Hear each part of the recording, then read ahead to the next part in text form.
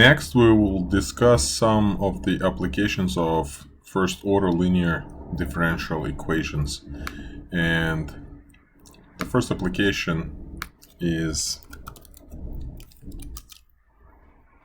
a rectilinear motion that we have studied previously. However, until now, we were considering no other forces than gravity acting on an object thrown up in the air. In real life, you will have an additional force acting on the object called the air resistance. So let's take a look at this example. And in this example, we have an object that is for which the mass is given and it is thrown vertically, and the initial velocity is given. And again, when we solve problems like this with a vertical rectilinear motion, we normally have the coordinate axis with the positive direction associated with the upward motion and the negative direction pointing down.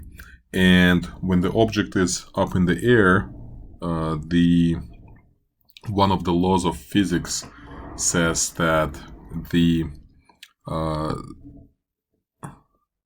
net force acting on the object is equal to the sum of all forces. And what's interesting is that the net force is always equal to the mass times the acceleration. So if you know the net force and the mass, you can find the acceleration, and vice versa. Now, the only thing we need to figure out here is what are the forces acting on this ball. And of course, we're going to have the gravity, and we're going to have the air resistance force in this case. And both gravity and air resistance are pointing down, so we're going to express them with a negative sign. Now, we also can add that acceleration is equal to the velocity. Acceleration is the first derivative of the velocity and the second derivative of the position. And putting it all together gives us the following statement. The mass of the object times the first derivative of the velocity is equal to the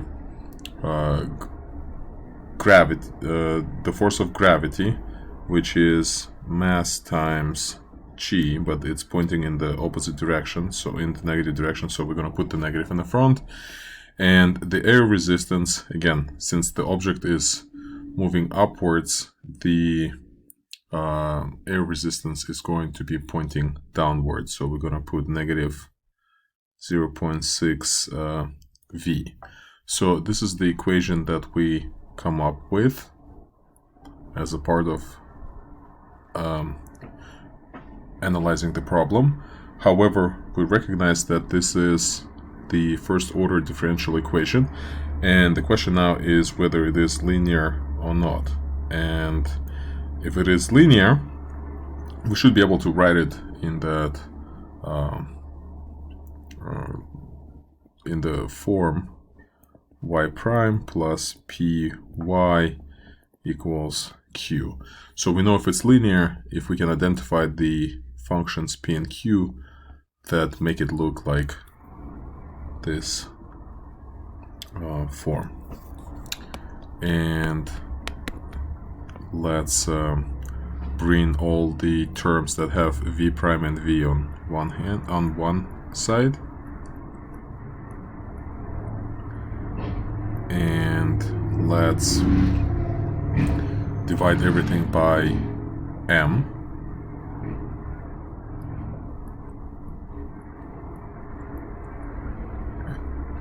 And we actually know what m is. M is 0.11 kilograms, so we can plug in m into the equation. And what we have is, we also know what g is. G is 9.8 meters per second squared. So what we have is linear differential equation of first order, and if we divide 0.6 by 0.11, or we can keep it as a fraction right now, so we can identify p as 60 over 11 and q as negative 9.8. So again, this is just to confirm that we have a linear differential equation, and now we have to solve it. And to solve it, we're going to first find the integrating factor using the formula that we previously developed, plugging in p as 60 over 11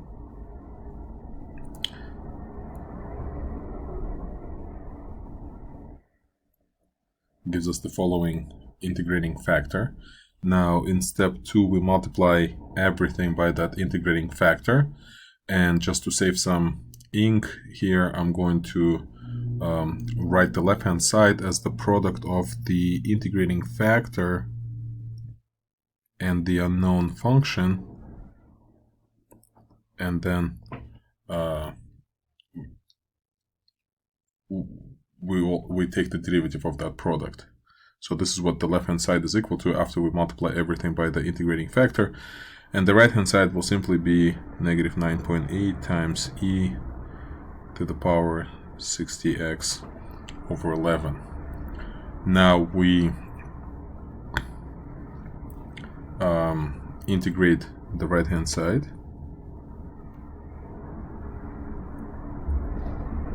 to find the function that is in the parentheses on the left hand side.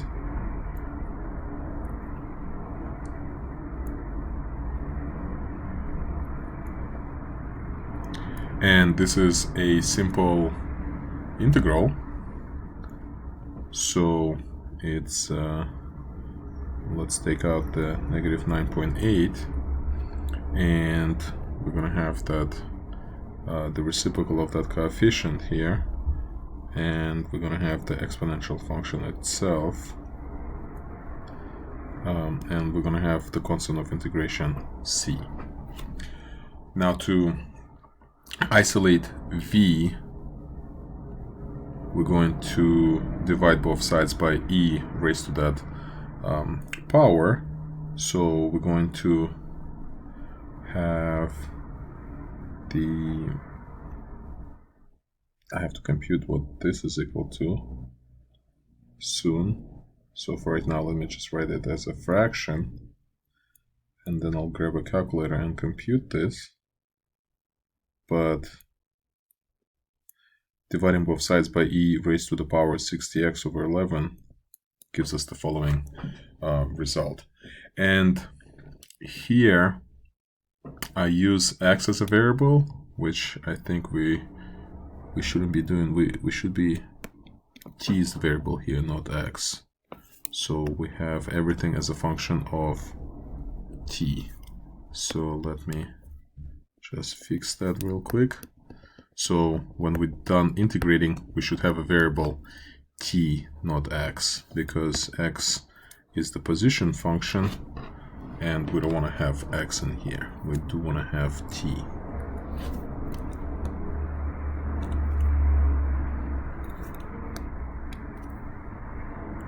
So it's going to take me a couple more moments, but next step is for us to determine the constant c that makes it that satisfies the initial condition.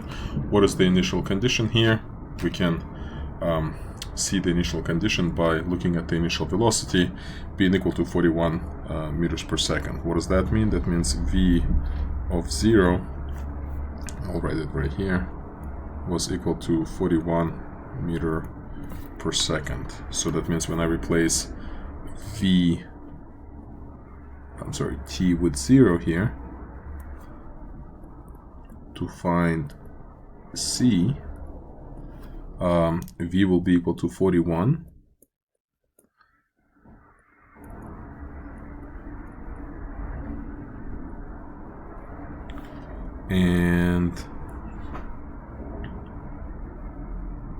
And the expression on the right side is, so this, when t is equal to 0, is just 1. So we just get plus c. So c will be equal to negative 41 plus 9.8 times 11 times 60. And I'm just going to grab a calculator to compute that expression. So according to my computations, this expression is equal to 1.797.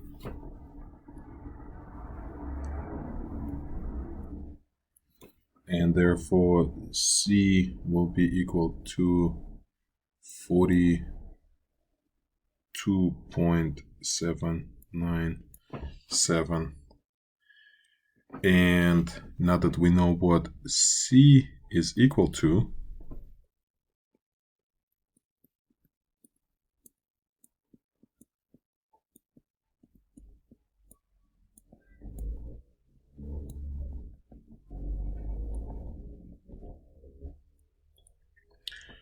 we found the solution of this differential equation, or rather this initial value problem. So this is the velocity function, and if we want to answer the question that says how many seconds does it take for the ball to reach its maximum height, we just need to recall that maximum height is reached when velocity is equal to 0, that is, the ball stops moving. So to answer the question, we still have to solve this equation. So we have to set v of t equal to 0. And I am going to, since this has nothing to do with differential equation, I'm just going to take this problem and do it separately on a new slide. So again, we're solving this problem. Negative 1.797 plus 42.797 e to the power negative 60t over 11, and we want to solve for t that makes it all equal to 0. So we're just going to isolate the variable. So we're going to add 1.797 to both sides. We're going to divide both sides by 42.797.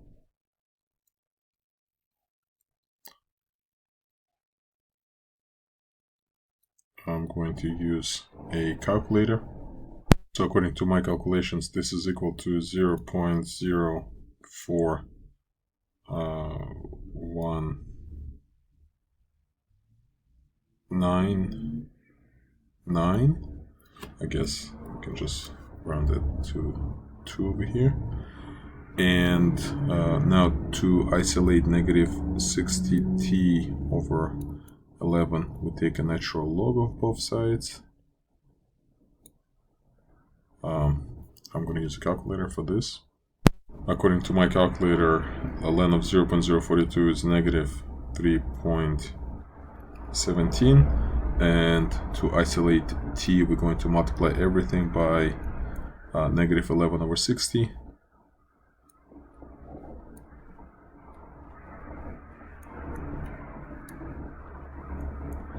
And of course, negative is gone, and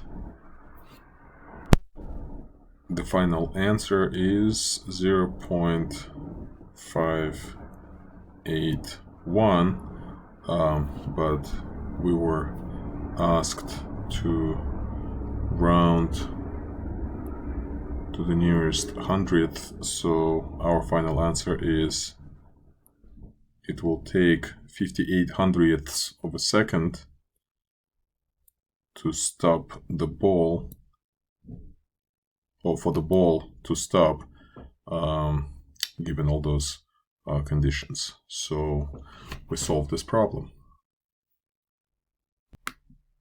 Here it is. So we have an aquarium that contains 180 gallons of solution, that is 10% saline and 90% water. Another solution is added. It has a different ratio of water and saline, so it is added at 9 gallons per minute, and it's being drained at the same time at the rate of 2 gallons per minute. And the question is, find the amount of saline that would be in the aquarium after 25 minutes. So the question is about the amount of saline, so it only makes sense for us to consider some unknown function y of t that represents the amount of saline in the aquarium after t minutes. And next we would have to come up with some sort of equation that we can solve to find this unknown function. Luckily, in this case, we don't have to come up with the equation as it is given to us. So now we just have to carefully figure out what are the parameters of this equation and what goes where. So in this equation, we have R is the amount of solution added to the aquarium per minute. We are adding 9 gallons per minute. D is the amount of solution drained from the aquarium per minute. We have it all drained at 2 gallons per minute. And what else we have? K. So we have actually two instances of D. And then we have K. What is K? K is the starting amount of solution in the aquarium, and we have K equals to 180. Excellent. And finally, A. What is A? To find A, we are going to read this, is the amount in gallons of saline added to the aquarium per minute. So this is how much salt is added per minute.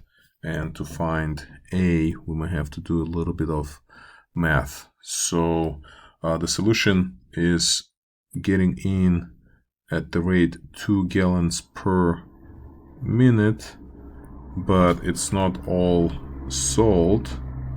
Salt is only 40% of this, so we're going to multiply this by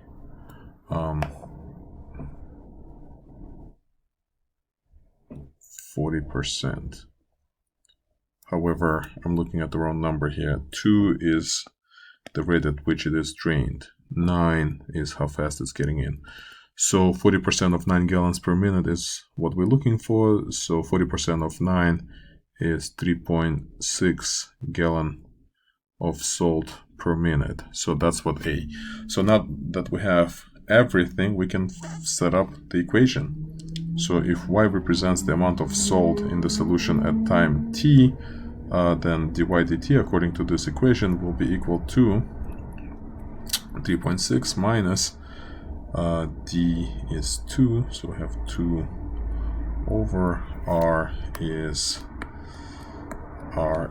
9 minus 2t plus 180, and all that multiplied by y. Of course, we know that 9 minus 2 is 7, so the denominator can be rewritten like this. So 7t plus 180. And the question is now, is what we have a linear differential equation, and it will only be linear if we can rewrite it in the form y prime plus py equals q, and then we can identify the P and Q values. And in this case, yes, so dy dt is literally just another way of writing y prime. And if we bring that term to the left side, we would set q equal to 3.6 and p equal to 2 over 7t plus 180. And now we see that we do have a linear differential equation. So now that we have an equation, the next question is, how do we solve it? And we solve it using the technique that we learned for all first order linear differential equations. So let's go ahead and solve this equation. So we have, once again, y prime plus 2 divided by 7t plus 180 y is equal to 3.6. So the first step in solving differential equation that we call linear is to find the integrating factor. So the integrating factor here will be e to the power integral of p dt. P here is 2 over 7t plus 180 dt.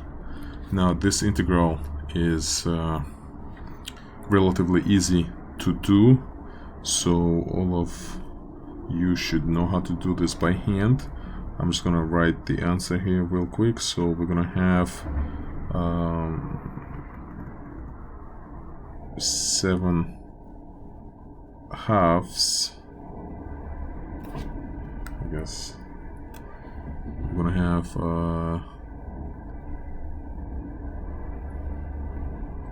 7 halves, 2 sevenths of ln of 7t plus 180, and we should put the absolute value here. However, t is positive, so what's inside there is positive, so there's no need for the absolute value. And we can simplify this a little further by bringing this coefficient inside as the power,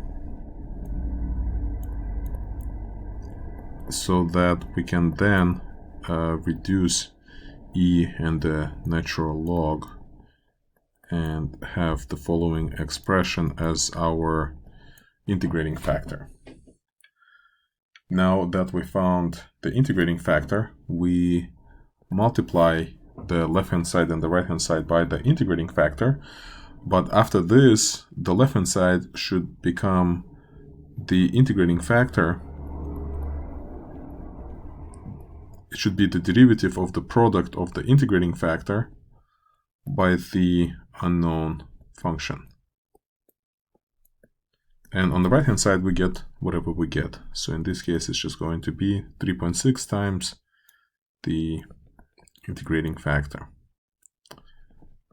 Now we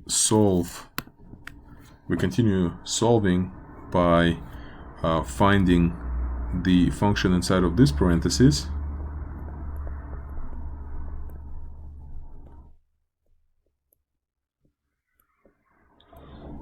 And we find it by integrating the right-hand side of this equation.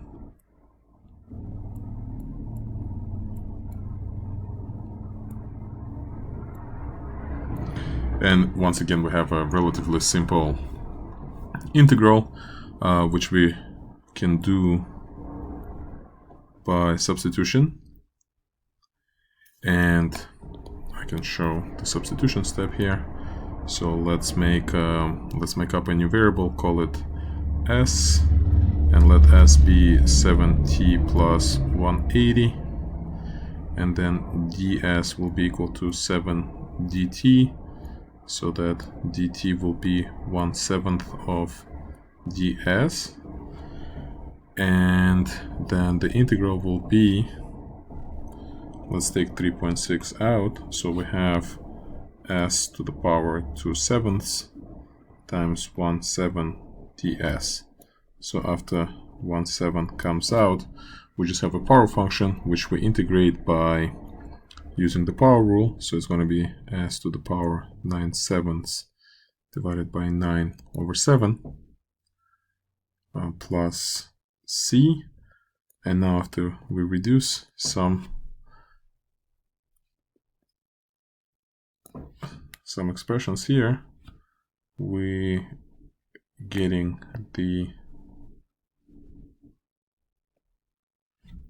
close to the answer. So s was 7t plus 180 to the power 9/7 plus c.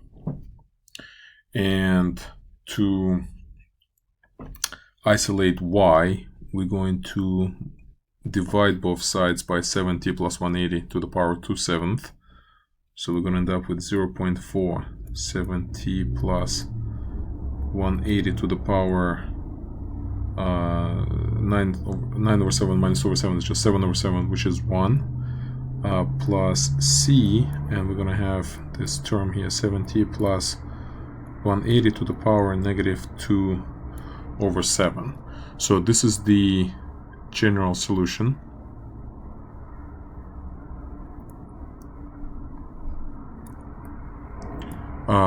And to solve for c, we have to go and look for initial condition. To identify the initial condition, we're going to look at, well, first we're going to ask the right question. Initial condition in this case will be us knowing what y of 0 is, for example. And y of 0 represents the amount of saline in the aquarium at time 0.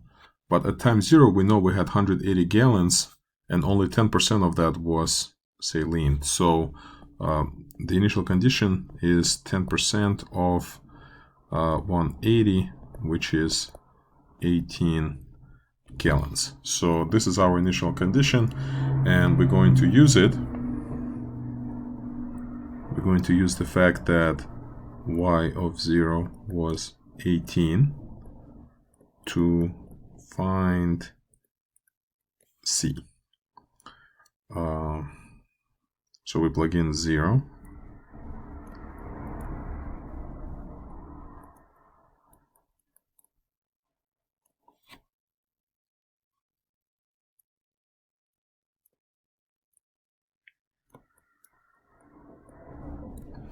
And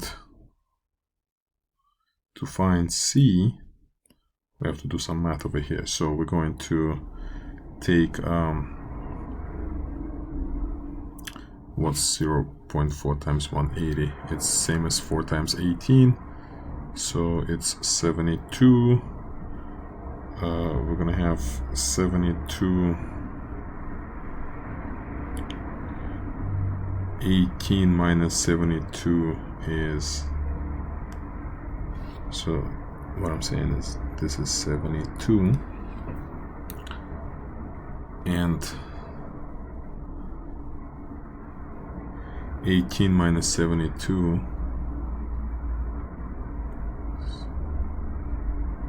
negative 54, so c will be equal to negative 54 times 180 to the power 2/7. So for this, I'm definitely going to need a calculator. And the answer that I got for c is negative 238, 0.1. And therefore, our particular solution is y equals 0.4 times 7t plus 180 minus 238 times 1 times 7t plus 180 to the power -2/7. Now that we solved the equation, we can answer the question, and the question here was to find the amount of saline that would be in the aquarium after 25 minutes. So what is that asking us? It's literally asking us for y of 25. So this is the question.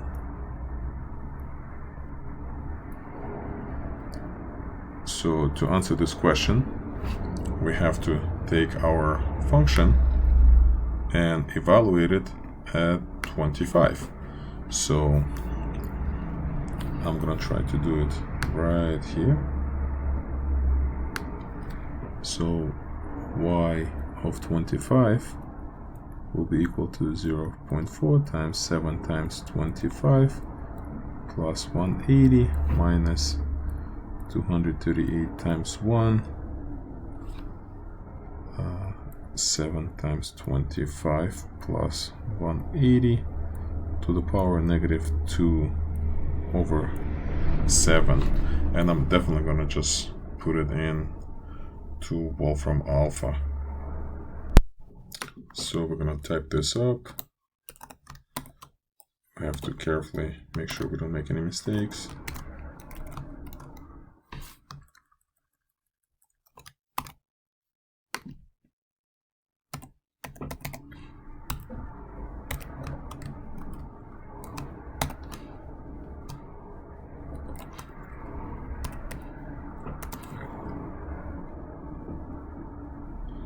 And it seems like we are done. So 97.52. And the question was to round to the nearest tenth. So the answer is 97.5 gallons. So this is how much salt there will be in the tank in 25 minutes. So we have seen at least 2 different applications of first order linear differential equations.